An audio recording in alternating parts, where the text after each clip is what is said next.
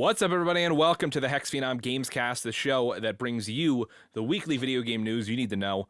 And it goes live every Saturday on youtube.com/HexxedPhenom and on podcast services around the globe, places like Spotify, Apple Podcasts, Google Play, really any podcast service of your choosing. I'm one of your hosts, Joshua Wojcik, a.k.a. HexxedPhenom, and I'm joined by the Abstract Rocker, JP. JP, how you doing, man? Well, I'm doing pretty good, man. It's been a long day, but definitely ready to dive into some video games. Damn right. Ooh-ah!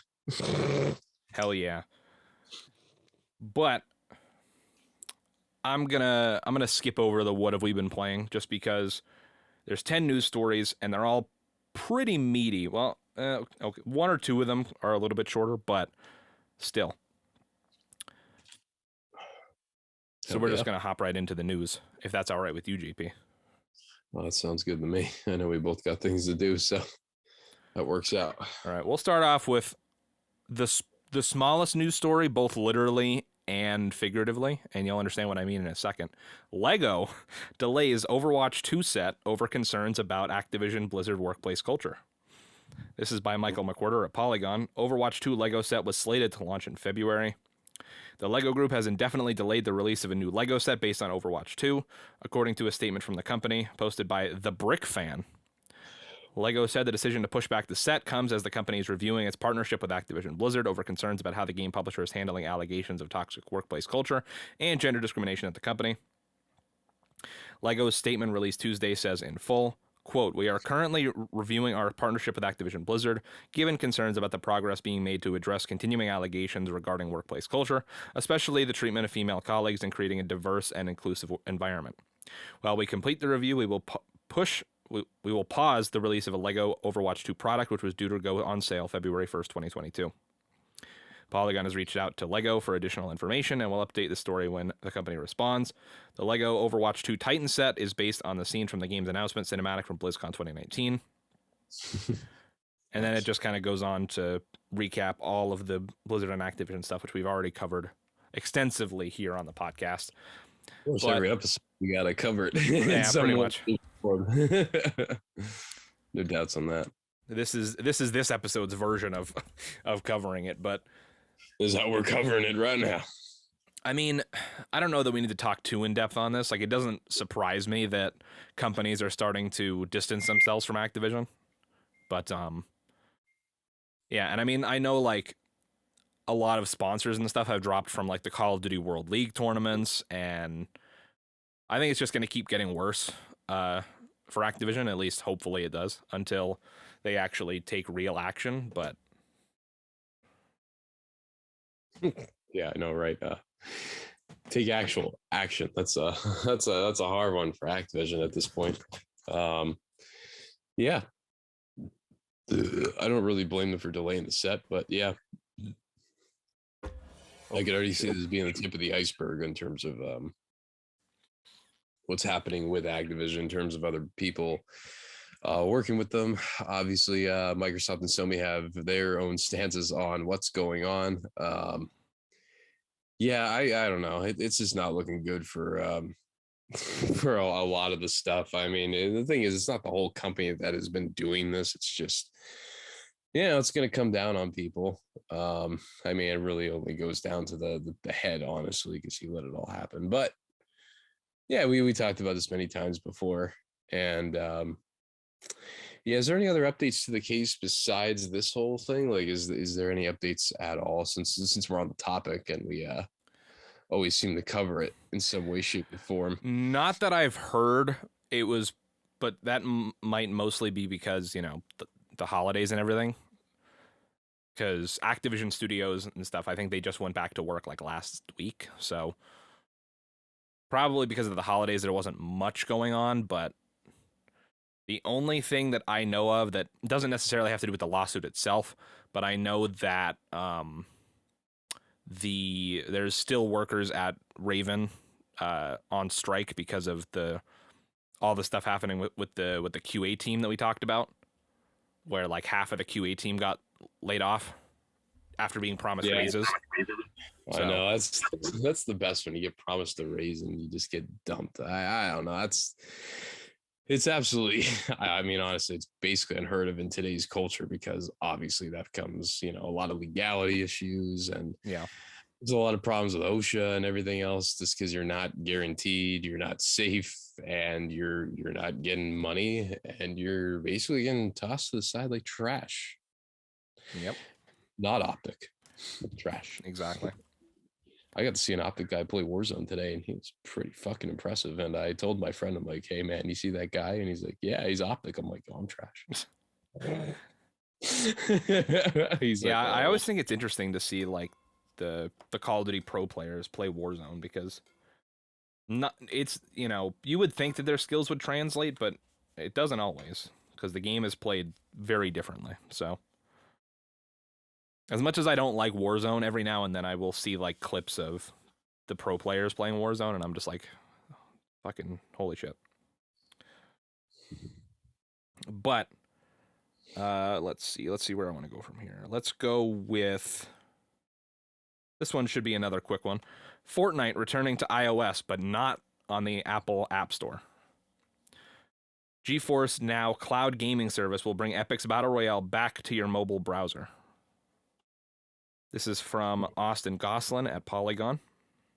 Oh, this is Austin Goslin and Michael McWhorter at Polygon. After more than a year-long absence from Apple's App Store, Fortnite is coming back to iOS devices. But Epic Games' Battle Royale Blockbuster won't be returning to the App Store. Instead, it will be playable via Apple's Safari web browser through NVIDIA's GeForce Now game streaming service. An Android version will also be playable through GeForce Now. NVIDIA and Epic announced Thursday that the companies have been working to develop a touch-friendly version of Fortnite for mobile devices that's playable through the cloud. A closed limited-time beta for Fortnite on mobile through GeForce Now will roll out next week, NVIDIA said, and subscribers to take cloud gaming service. Wait, what? And subscribers to the cloud gaming service can register to take part. Fortnite was removed from the App Store in August 2020, when developers Epic Games added a new option to the in-game store that allowed players to purchase V-Bucks, the paid in-game currency, directly from Epic. This new option bypassed the App Store's 30% cut of purchases. Apple quickly removed Fortnite from the App Store, a move that Epic anticipated, leading Epic to release a video that parodied Apple's most famous commercial and file a lawsuit against Apple. Google likewise pulled Fortnite from its App Store, leading Epic to instruct players how to install the game outside of the App Store. After a very public trial and a lengthy deliberation, the judge in the case ruled that Apple cannot prohibit developers from including in their apps and their metadata buttons, external links, or other calls to action that direct consumers to purchasing mechanisms. But Fortnite remains barred from the App Store and may be unavailable natively on the iOS for up to 5 years. oh, that's interesting." So, long story short, I guess this might be the last potential update when it comes to this lawsuit The until, last potential update. well, I guess until, and like they said, up to 5 years when you can actually natively play it again on iOS. But I mean, It's just crazy knowing where this has gone and where the great beyond is. I get to see it in 5 years. Hey guys, did you know the 5-year clause is up now? Like some fucking professional wrestler getting ready to sign to a contract. Well, guys, you see, I can't wrestle for 90 days. yeah, it's When like that their non-compete clause. when 90 days hits, I'm gonna hit like a time bomb. Guys, we can finally play the game. It's kind of interesting to think like where Fortnite could possibly be in 5 years, because it could be completely dead or it could be somehow even bigger than it's already been, which is like kind of crazy to think about. So it'll be interesting to see what state Fortnite is in by the time it can actually be back on the App Store. Exactly. It's gonna be very, very interesting. So,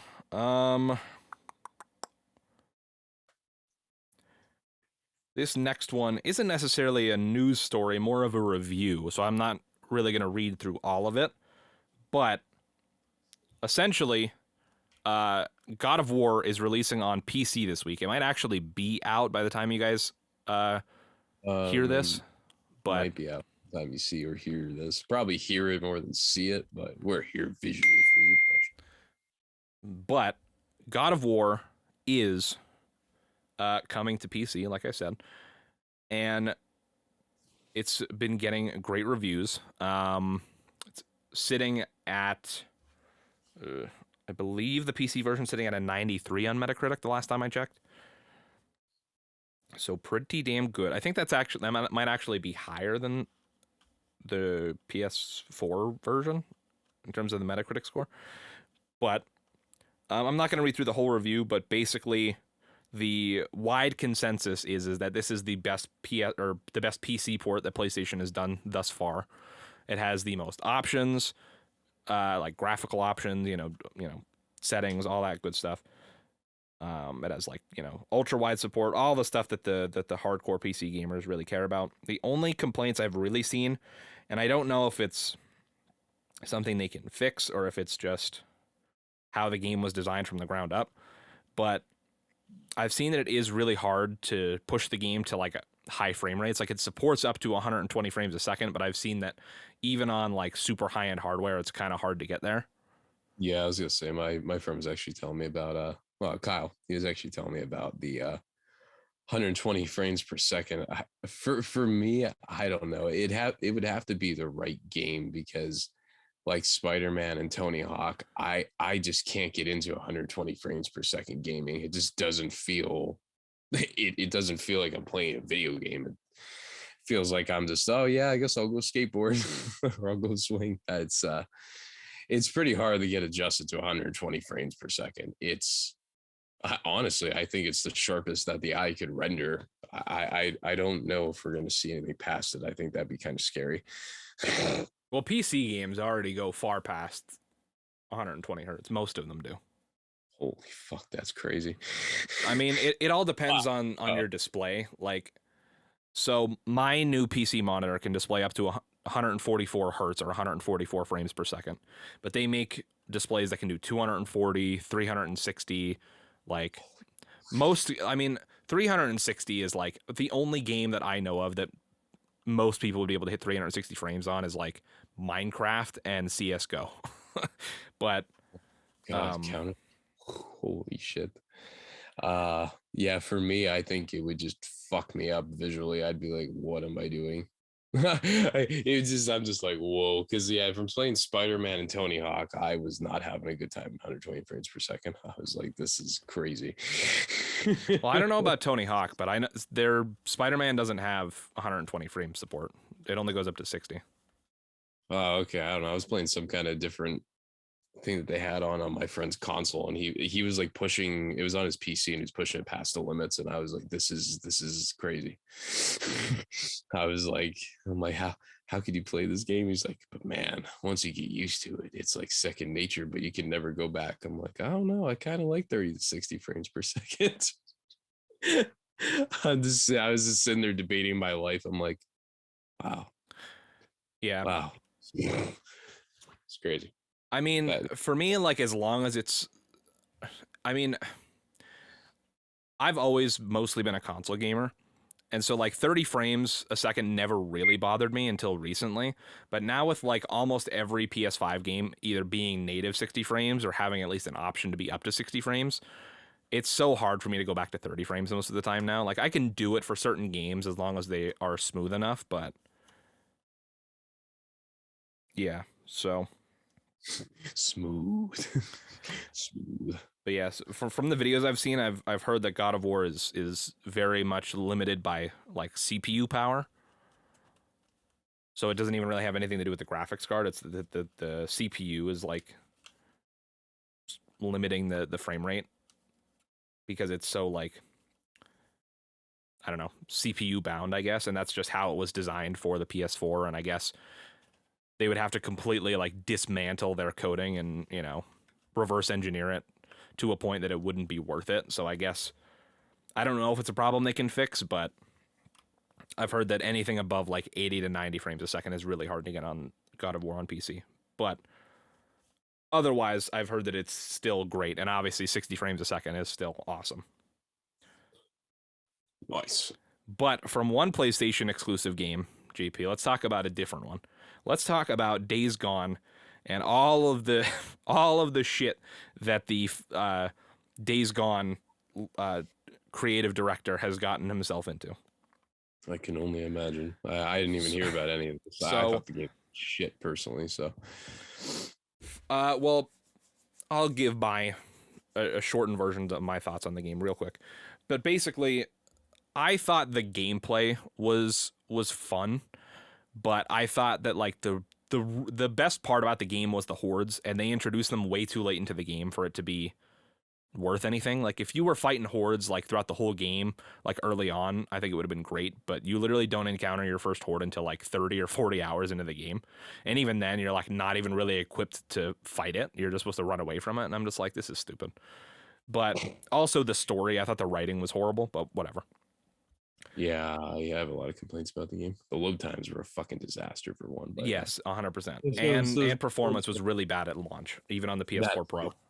that too was just atrocious. So what did this guy get himself into? I'm curious. Well, months ago, basically, this guy, basically, for the past like year and a half or so, he's been like, maybe it's not been that long, but he's been popping up a lot just randomly, like basically talking shit about like, basically he was just salty that like his game didn't do as well as he thought it should have, or, you know, didn't get the praise that he thought it should have. And so he's no longer working at PlayStation anymore. He left after Days Gone wrapped, a couple months after Days Gone shipped. But so like around a year ago, he like put up a tweet, or there was like a news story that came out that was saying that Days Gone wouldn't get a sequel. Like that Sony denied them a sequel to the game.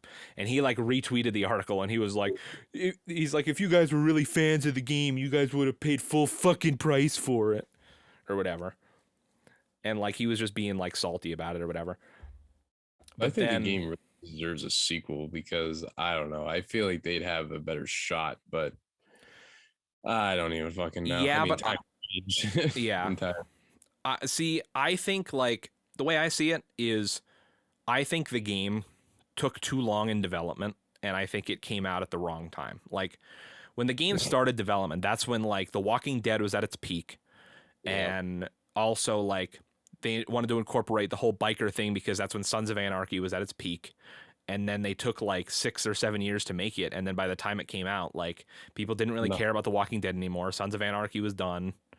And it's just like, and then you had this video game that was in development hell for years. I don't know. I wish you know, it's just it sucks, but it's a disappointing game. I mean, it just was atrocious. I think they could have done a lot more if they had more hardware or a PS5 version or something, but I don't really know. I don't really know what else they could have done to save that game. I think it should have just been made, I should say, in a different era because like you said, it made no sense when the game came out because people were like, well, Sons of Anarchy's done, and The Walking Dead started going completely downhill at that time. Yeah. It's just. well, not to mention like. Game just had falling outs. It was bad. Yeah. Like, shit. Well, it's also like. I honestly find it weird that. Because I don't really know when Days Gone was greenlit and like actually started development, but it's odd to me that they went ahead with it being another like it's not the same as The Last of Us, but it's similar. Like it's a third person zombie action shooter type game. Like I'm really surprised. I don't think The Last of Us had zombies. Were they just infected people? I mean, right? Yes, but I mean it's essentially zombies. For lack of a better term. But I mean, still, like, the only difference is that Days Gone was an inferior game and you rode a bike around. Like, that was pretty much from, like, an outsider's perspective, that's the main difference. And it's like, so this game was always going to play second fiddle to The Last of Us anyways, which makes it even more weird that it happened in general. But, so then, to fast forward, like, last week, I think it was, PlayStation came out and announced that Ghost of Tsushima, which was made by a different development studio under the Sony or the PlayStation brand, made by Sucker Punch, had sold 8 million units, and so they were celebrating that. And the Days Gone creative director retweeted something, and he was like, "Oh, Days Gone sold 8 million units too, and we were told it was a disappointment." So why is everybody celebrating Ghost of Tsushima when Yeah. whatever? And then like 2 days later, this guy was on some podcast or whatever. And he basically, the person asked him, they're like, oh, where did you get that 8 million number from? Because Sony never announced it. Like, I don't know if PlayStation ever announced sales figures for Days Gone, but they certainly never announced 8 million. I don't think they ever did, but it's just the game industry. But yeah. But he's like, oh, this is where it starts to break down. He's like, oh, I got that number from a trophy tracking website. It says that 8 million players have played the game on a trophy tracking website. And it's like, okay, well, sure, 8 million people have played it, but that doesn't mean that 8 million people bought new copies. It was part of PlayStation Plus. I'm pretty sure it's part of the PlayStation Plus collection on PS5. People could have borrowed it from a friend, rented it on GameFly, bought a used copy. None of those count as sales. So obviously, like, yeah, there could be 8 million players, but it might have only sold like 3 or 4 million new copies, which is why it's not being celebrated. I think at this point it probably is past that too. I mean, God only knows when he pulled that number out. I mean, because I haven't looked on that in quite a while, but there's definitely a lot of people that played it. But you know, I mean, hey, at least people played it. I mean, there's a lot of games that no one even gives a shit about. So, but I just find it like odd that he's like, I mean, granted, he doesn't work with PlayStation anymore, so I guess he doesn't care. But it's just like, I find it funny that he's like constantly trying to like take a news story that is focused on something completely different and still turn it into like something about Days Gone. He's just like, you know what I mean? Like, them announcing 8 million for Ghost of Tsushima is a time for Sucker Punch to celebrate and be like, hell yeah, like we got this great new IP, like, you know, we're super proud of it, yada, yada, yada. And instead is this guy turning it around on himself and being like, oh, but Days Gone sold 8 million, yeah. And it's just like, and it was all bullshit that he made up anyways, basically. But that's not even this news article. Oh, God. This news article, it talks about all the things that Sony wasn't interested in. So apparently they pitched a bunch of stuff to PlayStation after they denied a Days Gone sequel. And this is talking about all that stuff. So this is by Owen S. Good at Polygon. Whatever Sony Interactive Entertainment wants out of its Bend, Oregon studio, it isn't another Days Gone, nor is it a reboot of Resistance Fall of Man. Jeff Ross, the former SIE Bend studio creative director on 2019's Days Gone, took to David Jaffe's live stream again on Thursday, a day after tweeting some sales figures for Days Gone that later came into question. Regardless of the numbers, Ross intimated that Days Gone was toast because it had already been judged not a hit by SIE greenlight givers fixated on games with hit cachet. It was clear that a Days Gone sequel was a non-starter, and there was nothing in the pitch that made the local manager or his boss feel good about it. The remark followed the tweet in which Ross suggested that Days Gone sales mirrored Ghost of Tsushima's after the same span, with the latter praised as a hit and the former scorned. After other games press picked up on the claim, developers and publishers discussed hard sales figures is as rare as a Panther sighting. Ross told Jaffe that it came from a now defunct website called GameStat, which tracked PlayStation trophy data. Though Ross still says Ben's internal telemetry and the GameStat data was substantially the same, it's possible that used copies, players who got the game for free on PlayStation Plus, and other distributions are factored in. At any rate, Ross felt that Days Gone's unappealing Metacritic scores meant no sales numbers would get SIE's approval for the sequel. It was very obvious that we shouldn't be talking about Days Gone when we were working on that pitch for their next project, Ross said. Let's see. In June, the chief of PlayStation Studios said SIE Bend is at work on a new IP, although no one is saying what exactly. Ross told Jaffe that at one point he pitched an open-world reboot of Insomniac Games' Resistance franchise, the alternate path sci-fi shooter, which last published in 2011. That would have been really... Resistance goes back a long time. Resistance, I think, was a launch title on the PS3. I believe it was, yeah. I've played Resistance Fall, man, and I thought it was pretty good. At that point, I was like, oh, this isn't really geared to the shooter that I want to play, but a lot of my friends played it, and I enjoyed Resistance. You know, I think an open world Resistance game would have been. I think I actually would have fucking played that just to kind of put a little comment on that. So what happened from his pitch with this whole open world Resistance game? They denied it. Wow, damn.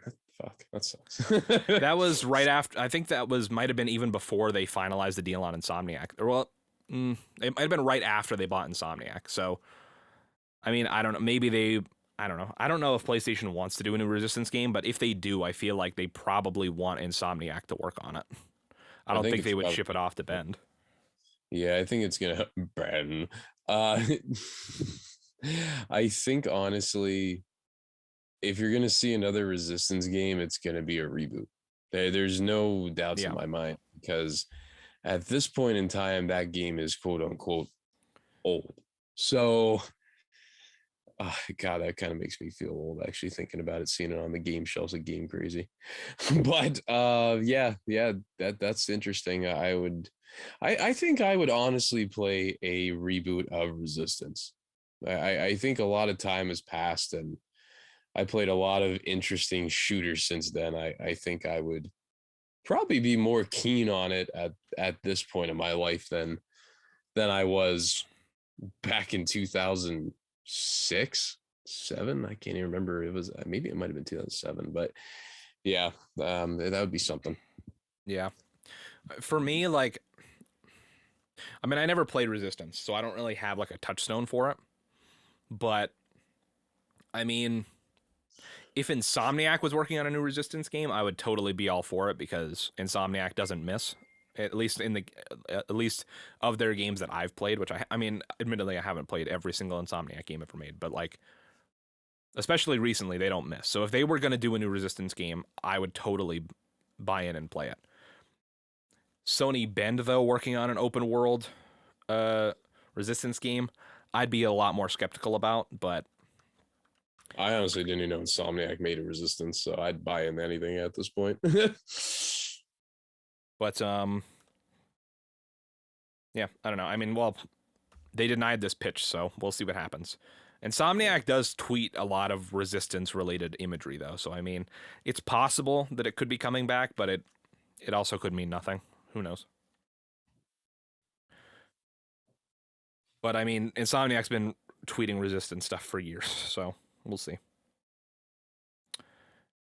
Okay. Next, GP, we're going to talk about something that is interesting to say the least. And I don't, personally, for me, it's not interesting in a good way, but GTA publisher Take-Two acquires mobile games giant Zynga in $12.7 billion deal. Zynga acquisition, one of the biggest industries. Wait, Zynga acquisition, one of the industry's biggest buyouts. This is by Michael McWhorter over at Polygon. Game publisher Take-Two Interactive is acquiring Zynga, the mobile and social games giant responsible for Farmville, Words with Friends, and CSR Racing, in a deal valued at $12.7 billion, the company's announced Monday. The deal is one of the biggest in video game acquisition history, exceeding Microsoft's buyout of ZeniMax Media and Tencent's purchase of Supercell. It will give Take-Two a major boost in its mobile game library, which currently includes games like Dragon City, Monster Legends, Two Dots, and WWE Supercard. Take-Two chairman and CEO Strauss Zelnick said in a statement that the acquisition, quote, significantly diversifies our business and establishes our leadership positions in mobile, the fastest growing segment of the interactive entertainment industry, end quote. Zynga's mobile lineup includes popular games such as Empires and Puzzles, High Heels, Merge Dragons, and Toon Blast. I've never even heard of any of those. Never heard of any. Well, some of them kind of, but yeah.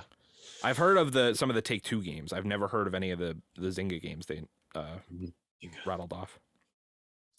Take-Two Interactive's current console and PC games lineup includes established hits like NBA 2K, GTA, and Borderlands, and its upcoming slate includes Borderlands spin-off Tiny Tina's Wonderlands, WWE 2K22, Marvel's Midnight Suns, and an enhanced and expanded version of GTA 5 for PS5 and Series X. Traditional games publishers have been on the mobile game publisher buying spree over the past year, with Take-Two having also acquired top 11 football manager developer Nordeus in 2021. Rival publishers Electronic Arts also snapped up Glue Mobile and Playdemic, and Embracer Group acquired Easy Brain in one of its many acquisitions in the past year. Nice. So, I mean, I guess this just goes to show, like, how much money some of these mobile games are worth, because, like, $12.7 billion for a company that exclusively develops mobile games. Yep. That I is, didn't even think games were even that popular just because I have games on my phone. I haven't even played them once. Like I have them there and I want to. I just haven't played them. They've been on my phone for 2 fucking years now, maybe 3 years. I don't know. Yeah. I mean, I guess it's just something that like, Yeah, I guess maybe it's just, yeah. maybe. I mean, I don't know. There is like a subsection of people who only play video games on their phone and only play mobile games. And I'm sure there's people, just like there's people that shell out hundreds of thousands of dollars on FIFA packs every year. I'm sure there's suckers who do that for, I don't know, Candy Crush or whatever the hell the big mobile games are now. I'm sure there's people that will shell out hundreds of dollars on, you know, WWE Supercard or whatever mobile game is popular, but I don't know, man. I knew mobile gaming was big, but I didn't think it was like, seems like it's bigger than the regular games industry at this point, money wise at least. And it's kind of crazy, but yeah, I just thought that was an interesting story. And now I'm seeing like all these rumors about, and I don't think they're rumors, more or less just people speculating, but like people are saying like, oh, what if, now there's going to be a bunch of like Rockstar themed, like, or potentially like Rockstar and Take-Two themed like mobile games. And it's just like, I could see it. Somebody was like, brought up like, oh, what if this is the only way we get Midnight Club back as a mobile game? And I was like, that is literally the most like nightmare fuel future that I could possibly think of. And yet I can almost guarantee that that's what's going to happen. That's exactly what's going to happen. I think what's going to happen is they're going to make a mobile port of it, and then you're going to see people get popular with it again, and then they're going to be like, oh, we should make a console remake. And that's probably what's going to happen. I could definitely see it, but yeah, the mobile is probably going to be Midnight Club and probably some of the Grand Theft Auto and WB, and basically any successful IP they have is going to be mobile. I can't wait for them to port the GTA Definitive Edition back down to mobile, which I mean, that was already confirmed before this acquisition, but still. It's funny because it's going to play better than the consoles, and probably because they'll have all the glitches and stuff fixed by then. It's going to look worse, but that, and it was made by a fucking mobile studio, so yeah, it started off as a mobile build of a game anyways. Yeah. So I don't know what the fuck they were thinking, but that's another topic for another day, because we could probably talk shit on the GTA trilogy for hours upon hours. Oh, definitely. No doubts, especially their fucking shit ass patches that are coming out. And needless to say, they're pulling everybody to help this goddamn project, which is going nowhere. It doesn't matter how much you fix the game, it's still shit. So congratulations, Grove Street Games, you guys have desecrated your very name. Yep. Yeah, but I'm sure they'll be recruited to work on something else that they shouldn't have any right working on, unfortunately. But all right, let's talk about this one, because I just thought it was such a fucking weird and odd thing over the past week. Dying Light 2 won't really take 500 hours to finish unless that's what you want. Yep. The studio has walked back its lengthy estimate. This is by Ryan Gilliam over at Polygon. Just as a summary, I'm sure they'll go over it in this article. I'll just read the article. Dying Light 2 Stay Human, the upcoming open-world zombie game from Techland, will potentially take, quote, at least 500 hours to fully complete, the game's official Twitter account revealed on Saturday. Over the weekend, the studio's tweet spawned some angry discourse, as well as an interesting conversation around other long games that players value. Quote, to fully complete Dying Light 2 Stay Human, stated the tweet from Techland. Quote, you'll need at least 500 hours, almost as long as it would take to walk from Warsaw to Madrid. End quote. Techland is located in Poland, only a few hours away outside of the capital. About 2 hours later, the Dying Light Twitter account, quote, retweeted itself, offering an update after some community pushback. Techland clarified that players will only need 500 hours to do everything in the game, such as getting each ending, exploring every inch of the world, and finishing every quest. A normal playthrough, even one that includes some side quests, will take players less than 100 hours. Before the clarification, some fans were not happy that the long-awaited sequel was going to take 500 hours, and the complaints started flying in the comments. For reference, even a completionist playthrough of The Legend of Zelda Breath of the Wild, including all of the Korok seeds, only takes about 188 hours. There's a bunch of tweets. There's no game in fucking existence that can justify being 500 hours long to 100%. Not even the best games ever can be for a single playthrough. This is the worrying as fuck, guys. Quality over quantity. What the fuck? Like, I know this is for 100%, but Jesus, I can't imagine how much of the main story is. I was actually interested in this, but now it seems it's going to be like Assassin's Creed, where the story takes like 80 hours. This is a pass for me. And the last tweet says, I'm going to be honest with you, that's not ideal. Less is more. Laura Jackson, the gaming news editor at Screen Rant, also spawned a Twitter conversation over the original Dying Light tweet, asking, what games have you genuinely played for 500 plus hours? The tweet has 14.8 thousand quote retweets as of writing.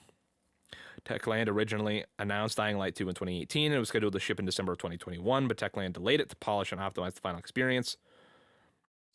And then at the bottom here, there's another update. A representative from Techland and Dying Light 2 Stay Human reached out to Polygon to further clarify the length of the upcoming game. According to Techland, players can rush through the story in about 20 hours, although the studio revealed some players can actually do it faster. Completing the main quest and every side quest, as well as engaging with all the characters, can take about 80 hours or more. The 500-hour figure is from internal QA testing and denotes how long it may take the average player to collect every item and see every bit of the map. Which, in a game this big, who's collecting every single fucking item? I don't know. But yeah, yeah, shit like this is why I kind of sit there and kind of parody the title and I say Dying Light 2, stay skeptical. So I hope everything works out with this game. It's just there's so much shit that has been said about this game. I kind of just want to see it before I even contemplate buying it, because we have to see it on console footage. And instead we get PC renderings that could easily be a fake, or it could easily make it look way better than it is. And I think this might be sorry to cut you off, but I think this might end up being a Cyberpunk situation where the PS5 and Series X versions are fine, but I think the PS4 and Xbox One versions are going to be definitely less than ideal. Maybe not as broken as Cyberpunk, but definitely not I have ideal playing experience. Yeah, it's definitely going to be a next gen. I like I said, I thought it was originally going to be a next gen only game. So they're like, well, PS4 and Xbox One. I'm like, yeah, it's a horrible idea right now, just because of the power of these consoles compared to the next gen. It's blatantly obvious people need to upgrade, or else they are going to start basically getting the shit end of the stick, because I don't think many people give a shit to even optimize old school gen games now. And well, the thing that sucks about that is that you can't really buy the new consoles. And I mean, that's the last two news stories are about precisely stuff like that. But I mean, yeah. Yeah, it's just, it's sad, but times are definitely changing and things are moving forward. Like I said, I can't wait to see this game, see if it's actually worth even buying. I mean, it's been so long since Dying Light. I thought they'd have a remaster of it by now before Dying Light 2, but clearly that's not going to happen. I hope that they keep the same float they had on Dying Light, because if not, people are going to immediately know and shit all over this game. Yeah. Like, as soon as one thing is out of step, that's it, right to Twitter.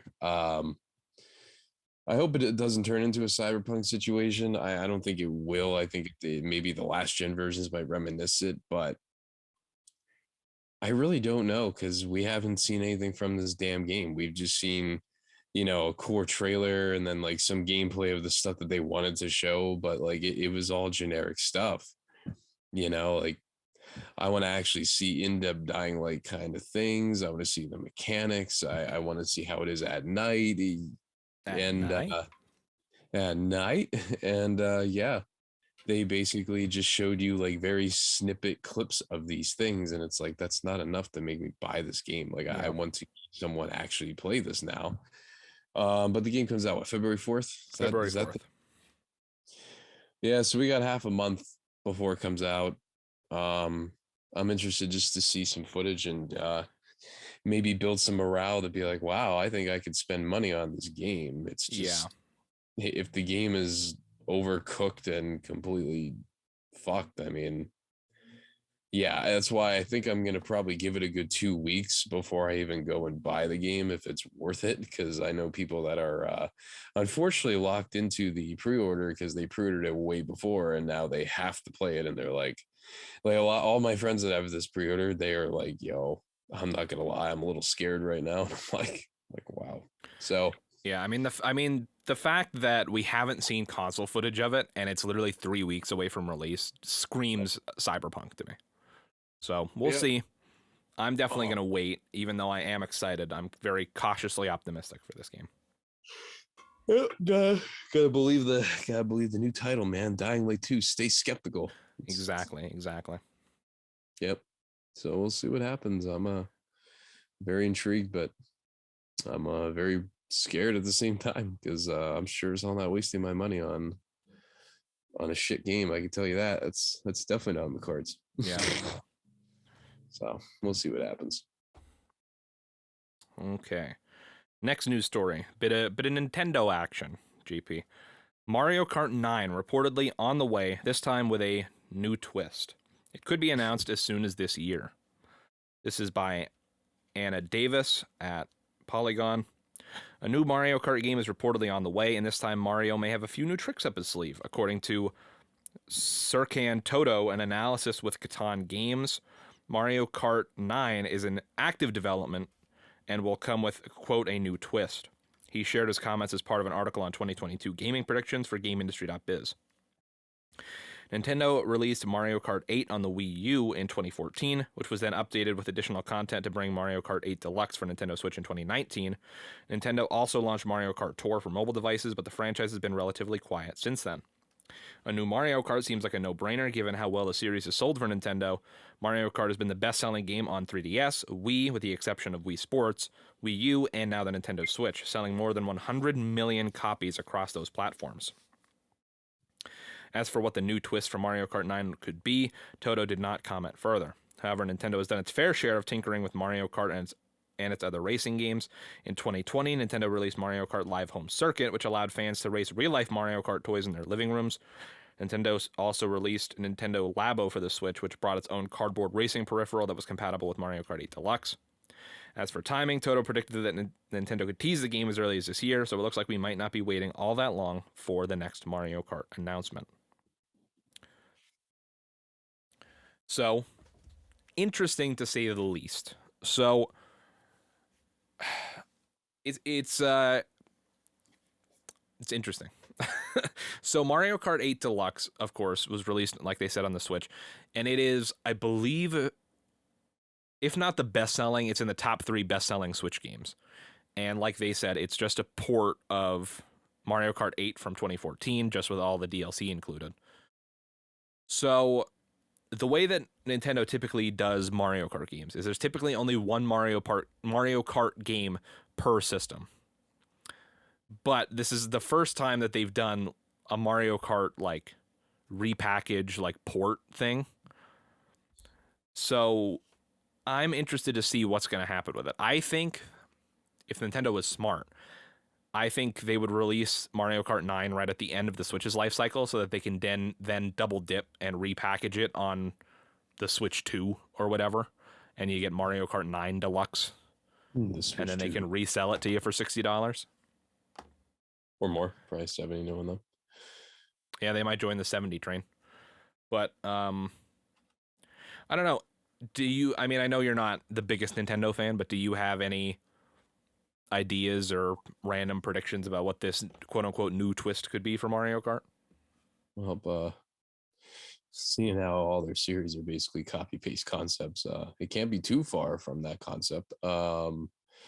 Maybe it's going to be a new set of wheels, like the magnetic wheels, and how that changed things slightly back then. And then you could fly and go underwater.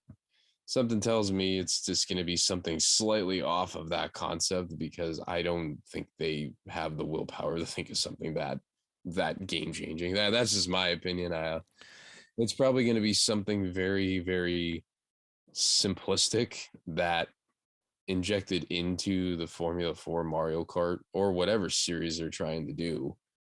And I feel like it's going to change the game just enough to sue the people that always go out and buy these games. I like I said, I'll be completely colored disappointed or colored surprised when I should say surprised in this case if they come out with something that really is completely game changing, that everyone's like, I gotta buy this game. Like, Yeah. honestly, they're at the point now. I mean, you're at the ninth installment. I mean, that alone should tell you that you already know the audience that's going to buy these games. But Oh, 100%.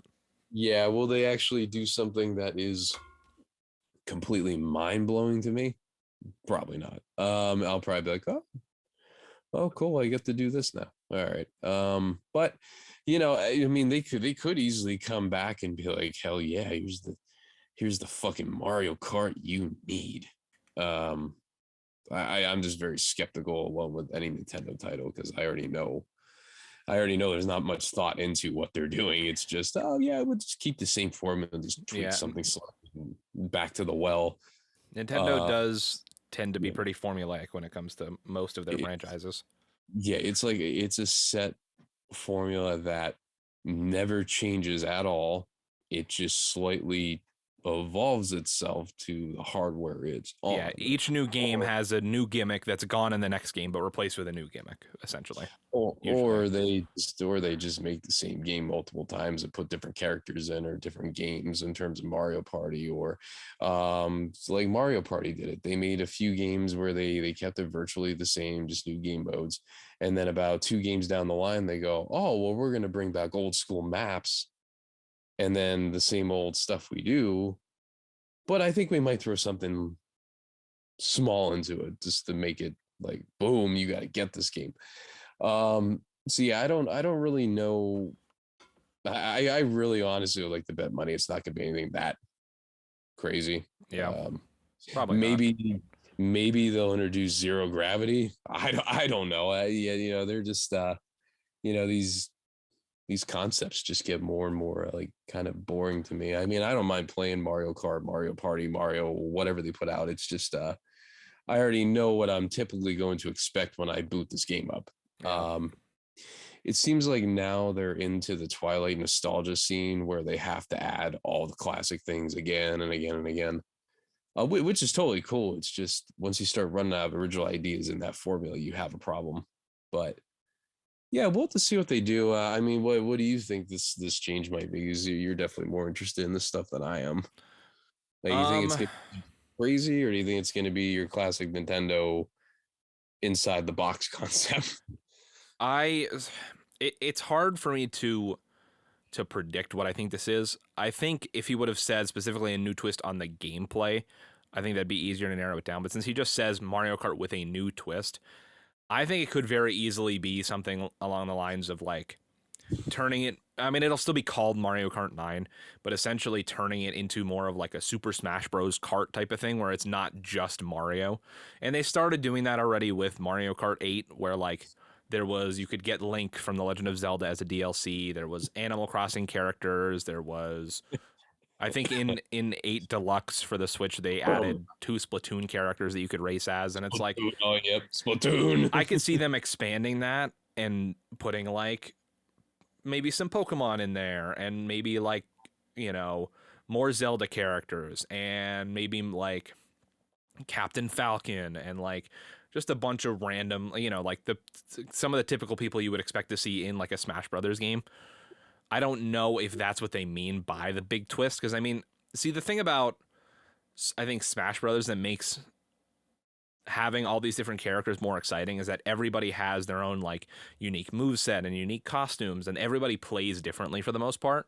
Whereas in Mario Kart, like the only real difference depending on who you choose is like your stats change slightly, but like there's not that many real differences between playing as Mario and playing as Bowser and playing as Dry Bones and playing as, whoever. Like you're still driving a cart and like maybe your stats are a little different depending on who you pick, but like it's definitely not as exciting as having a fighting game where everybody has a unique move set and everybody has these unique special moves and all this stuff. So it's like I don't know if that would be as exciting as it is in Smash Brothers, but I could definitely see Yeah, them doing that. But I don't know if that's what the twist is. But like, realistically, there is an easy concept that they can bring back that I am astounded that they never have because it's right in front of their face, and I think they're stupid for not doing it. And that concept is double dash.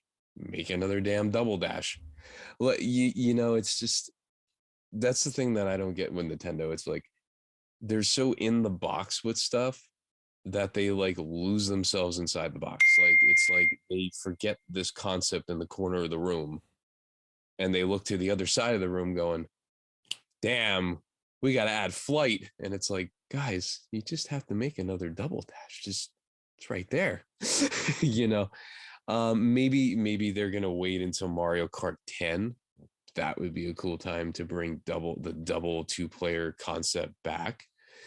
Tell you the truth, I don't think they ever should have got rid of that concept. Like honestly, they could have kept that in every single damn Mario Kart after that, and all they had to do was just make different game modes. Do you want to play solo? Do you want to play with a friend or a computer? Do you want to do tag team racing?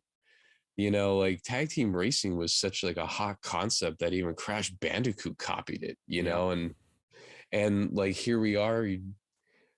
Oh my God, here we are a long time later. It makes me sound pretty fucking old when I think about when Double Dash came out, but here we are a long time later, and that it never returned. It's like, guys, like the Double Dash, honestly, I think was one of their most successful Mario Karts, if I recall. That was actually the first Mario Kart to be online through the GameCube specs.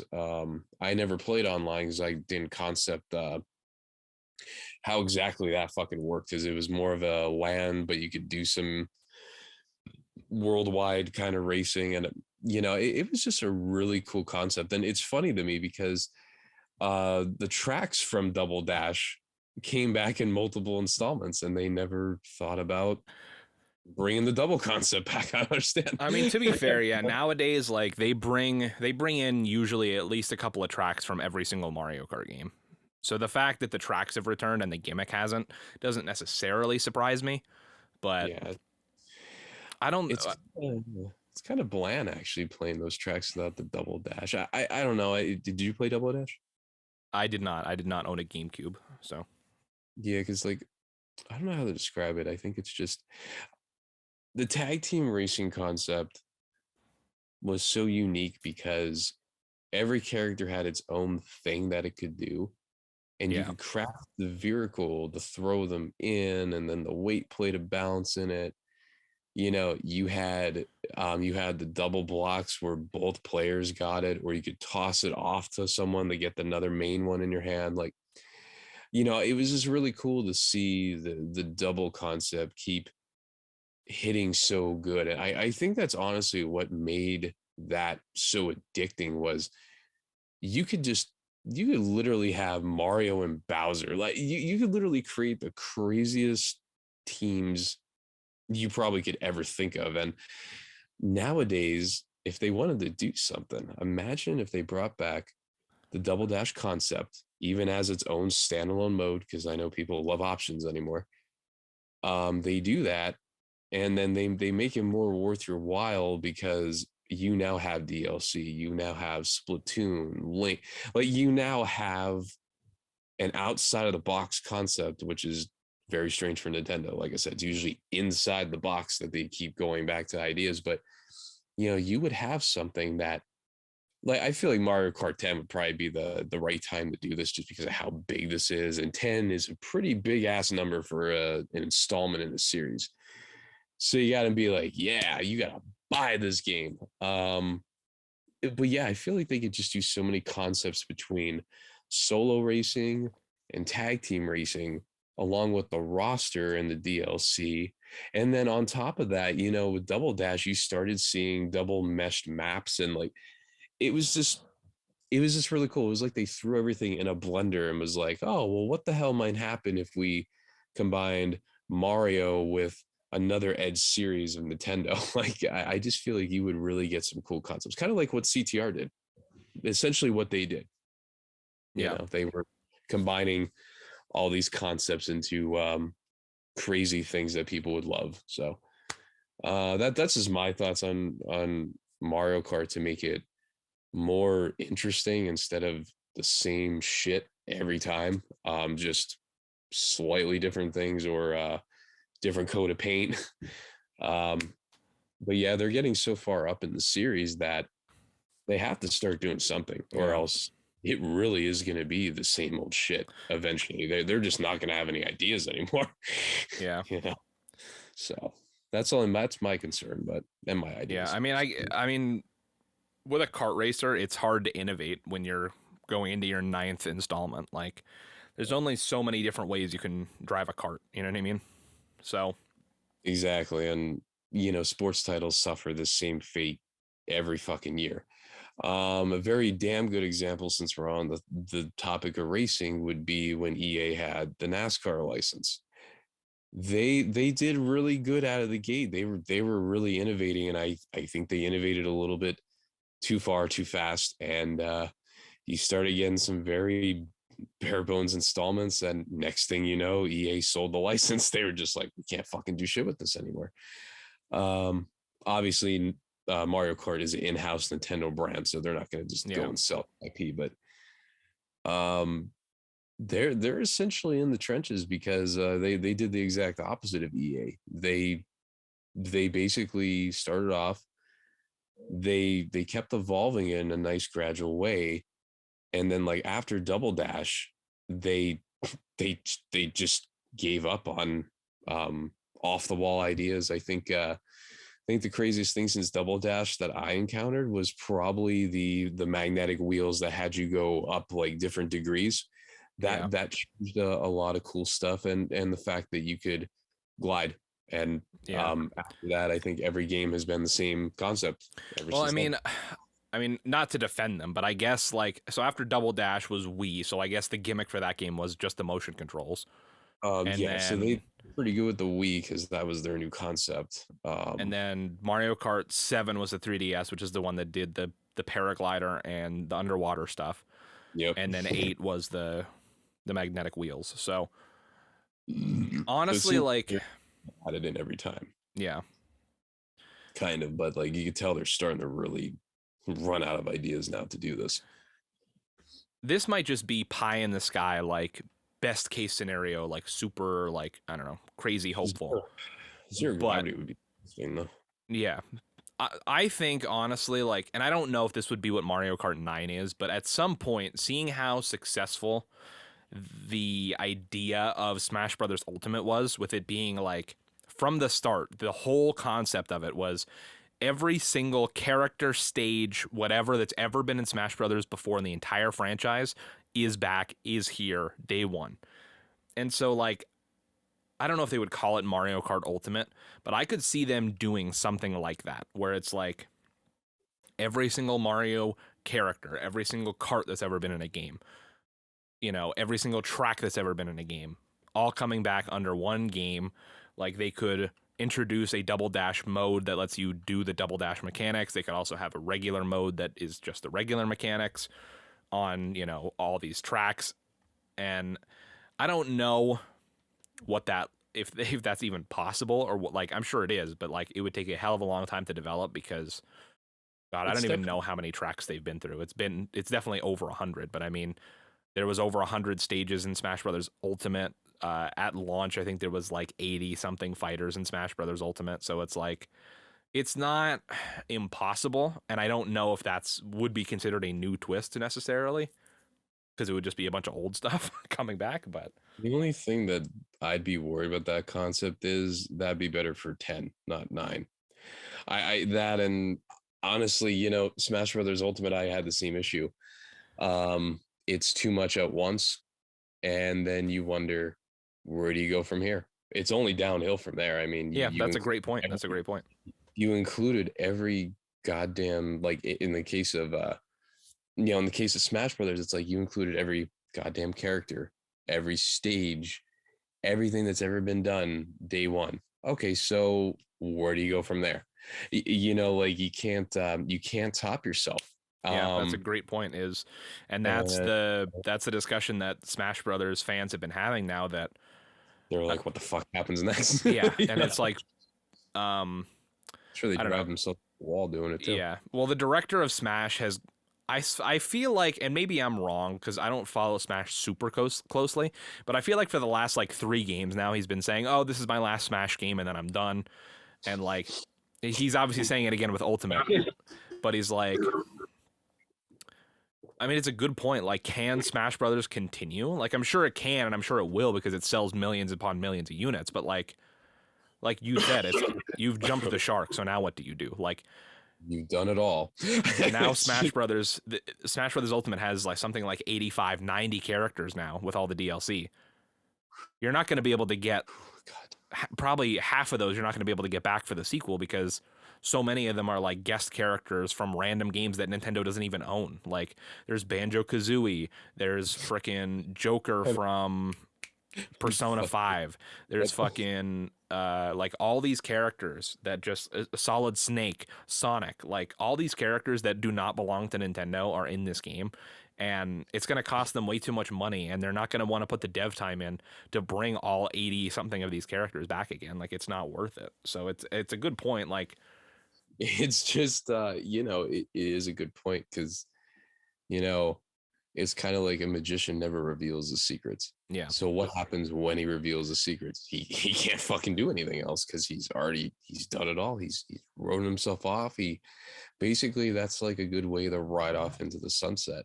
And at the rate Nintendo's go, you know how I've always been saying that the well's gonna run dry. I think honestly, I think the well's running dry because yeah, you've done it all. Like what the fuck comes next? Like, obviously, like you said, it's going to continue. It makes money, but I could already tell you it's going to be panned because they're going to be like, this isn't Smash Brothers Ultimate.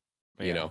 There's only 30 characters in this game and 40 stages. Well, we had 85 and 100 stages in the last game. What the fuck, man? So yeah, people are just people are going to be nitpicky and bitch about everything like they always do. I'm sure people bitch about Smash Brothers Ultimate even though they literally got the whole damn hog handed to them.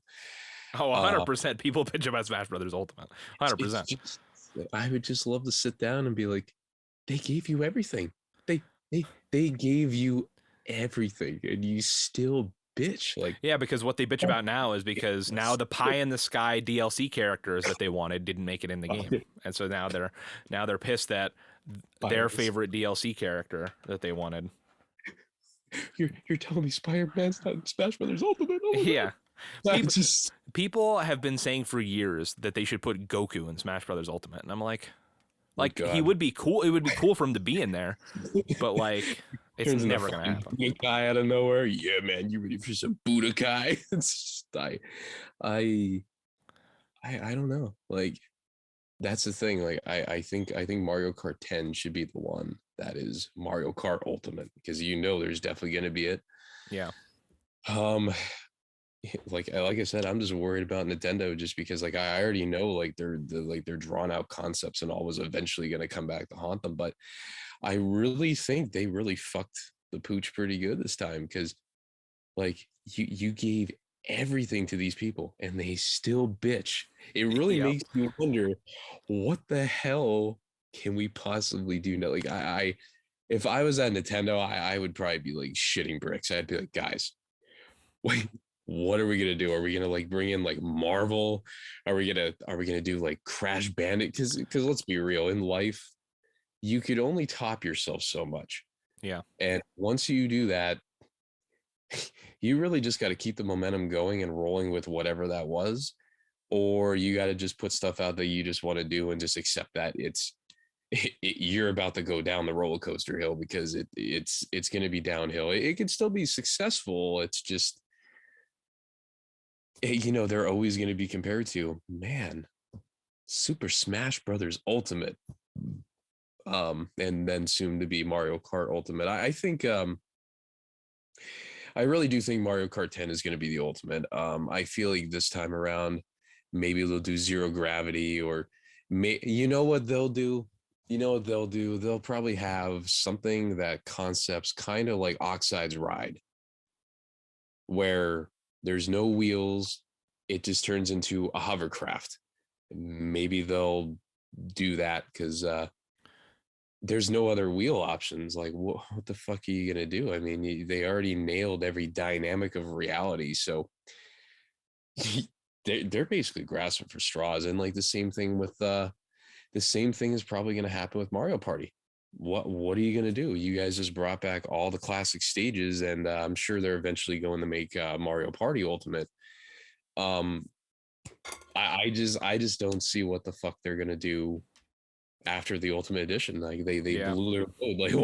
Like what could you possibly do? Like we're gonna bring Crash Bandicoot into Super Smash Brothers. That was heavily rumored for a while. I mean, granted, like almost everyone has been rumored for Smash Brothers at some point, but It's coming into like all elite wrestling. Crash Bandicoot is all elite. You're just gonna start seeing it. Oh god.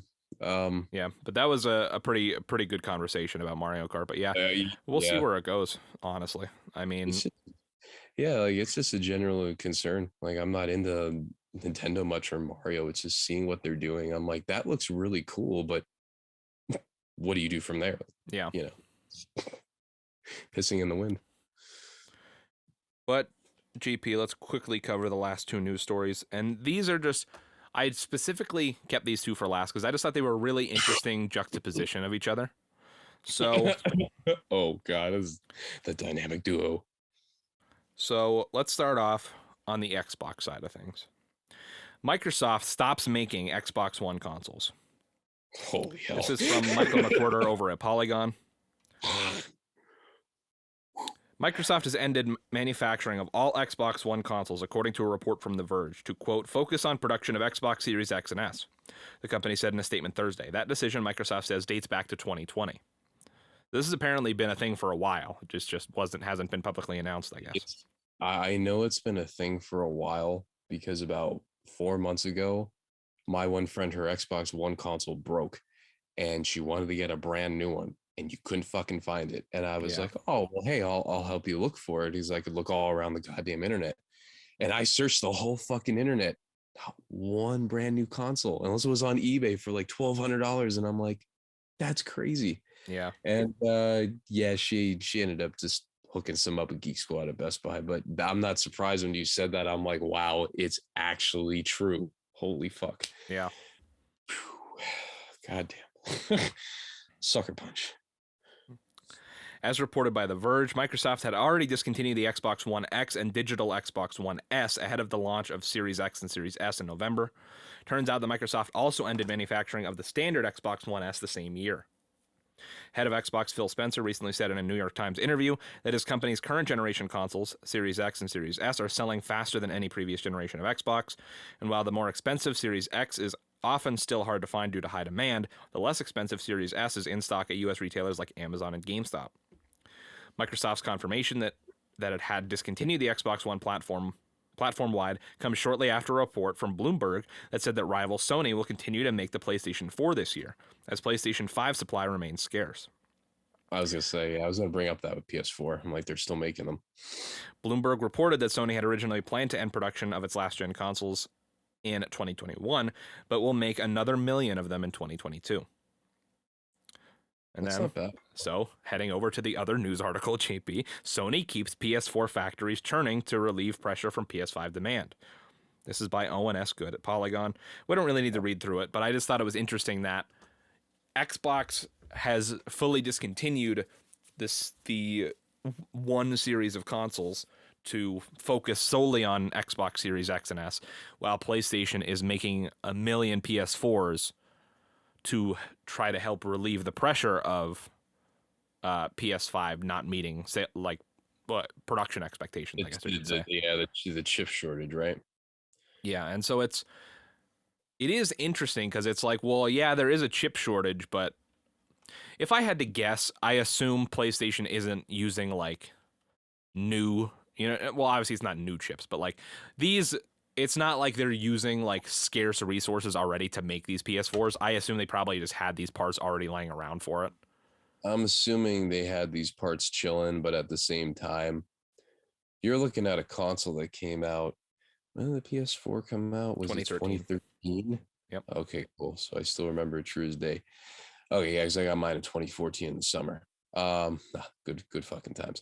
So and that from the now defunct Wilkes-Barre store at GameStop. Wow, good times. So I think realistically, they are sitting on a lot of spare parts. But when you're thinking of a console that is 9 years old this year, it's probably not that hard to get the hardware to make those consoles or even the PS4 Pro because you're talking years back in old technology. So probably usually what happens in the market is when new stuff comes around, the old stuff gets less poppy and flashy, and then you start seeing people backlog them. So it's probably not hard to get the parts to build a Yeah. PS4 or PS4 Pro with the processors. So, I'm sure they're able to buy out warehouses of parts and maybe from like computer manufacturers to easily get this. But at least they're doing the right thing. I wish Xbox would do the same. I've said it for years with Xbox having multiple consoles, they're going to run into this problem, and here we are that they're done making the Xbox One, which alone is probably going to be a blow to a lot of people just because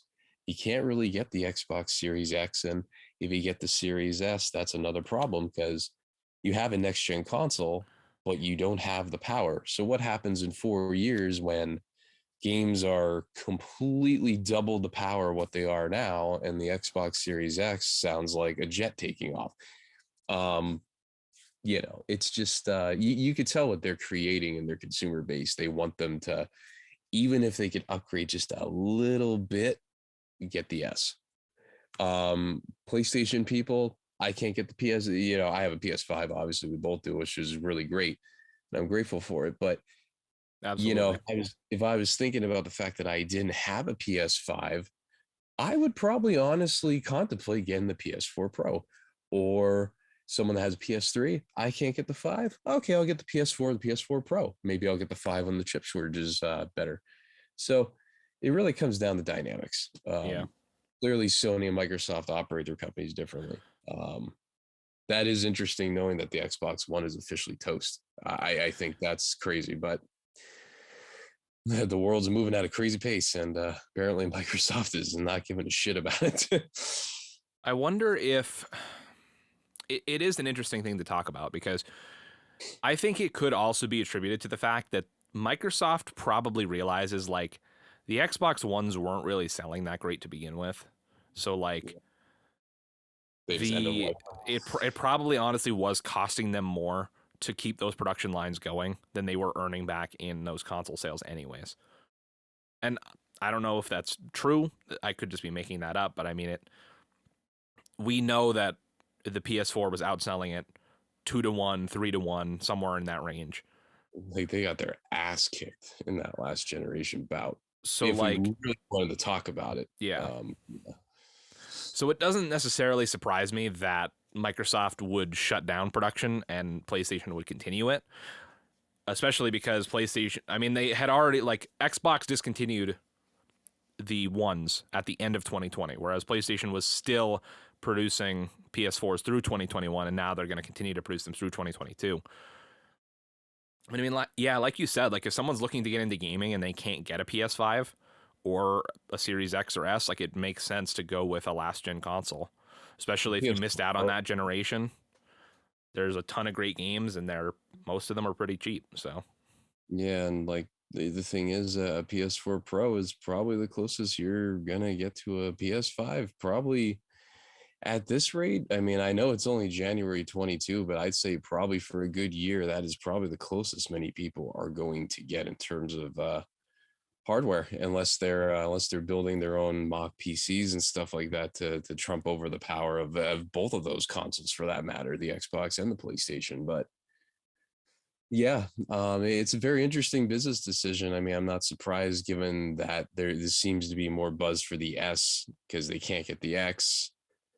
And like I said, down the road, they're going to figure out and be like, "Wow, I probably should have got the Xbox Series X," because you're going to see the S starting to burn the fuck up on power. But yeah, yeah, we'll have to see what happens. I don't know. When do you think PS5s will be readily available? I give it another year, just given what the fuck's happening with the pandemic. But I would say conservatively another year maybe, at least, I'd say next unfortunately. spring.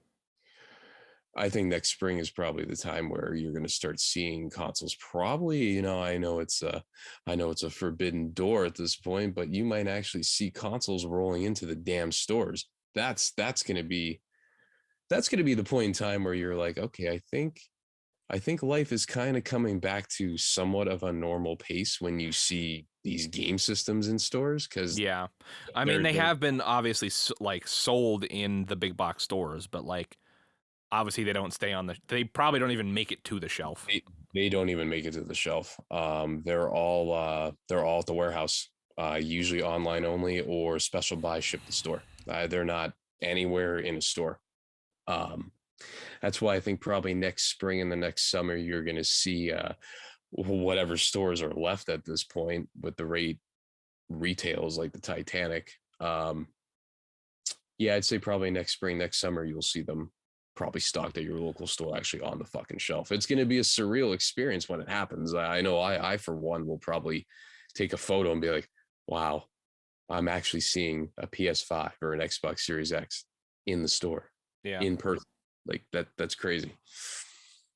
So yeah, it's a crazy world, man. It's gonna keep on getting pretty crazier if I had to assume, especially in terms of technology, man, especially chip shortages and all that good stuff. Yeah, it is. Yeah, I mean, this episode's gone long enough, so I don't want to keep it going, but it is interesting to see still, I guess, how much new technology is still in development, given the fact that there's like you can't really make chips for things, and like it's so hard to get that material. Like that's why I'm especially like interested in the whole concept of the PSVR 2, which I know we kind of talked about the news story last week, but we didn't really touch much on it. But like it is interesting to me that they can't keep up with production on PS5s, but they're actively developing this headset that will only work with the PS5. So I don't know. Definitely interesting, but yeah, I just yeah, it's interesting with it. So it's kind of cool. Sony's playing the path where we got to carry the people any way possible, and the PS4 is a fucking hot commodity. So Miles will keep doing that. I could see them definitely for the PS4. Something tells me you're probably going to see that the core consoles or whatever get end of life probably next year around the 10-year anniversary. Maybe at that point, I'm sure the market might be more substantial with chips to make the PS5 and get these and have more households. But yeah. so we'll see. And then this headset that they're making, at least they're double dipping, so at least they're catering to everybody in this case. You got the VR people, the last gen people, the pro people, and the PS5 people. So I think realistically they're set for a good year with sales, if I had to guess. Yeah. And as the pandemic gets a little better, I know it's going to get a hell of a lot worse before it gets better, which is the scary part. But once that happens, and there is a substantiary timestamp in history that everything's starting to get a little more back to normal pacing, especially for business and retail, I think you'll start seeing a lot more of these consoles popping up, hopefully. But yeah. Well, guys, let us know what you think about all of the news stories this week. Really, it's been a lot of interesting stuff happening. But of course, this is the HexxedPhenom Gamescast, the show that brings you the video game news you need to know each and every week. It goes live every Saturday on youtube.com/HexxedPhenom and on podcast services around the globe. But, guys, until next time, have a phenomenal week.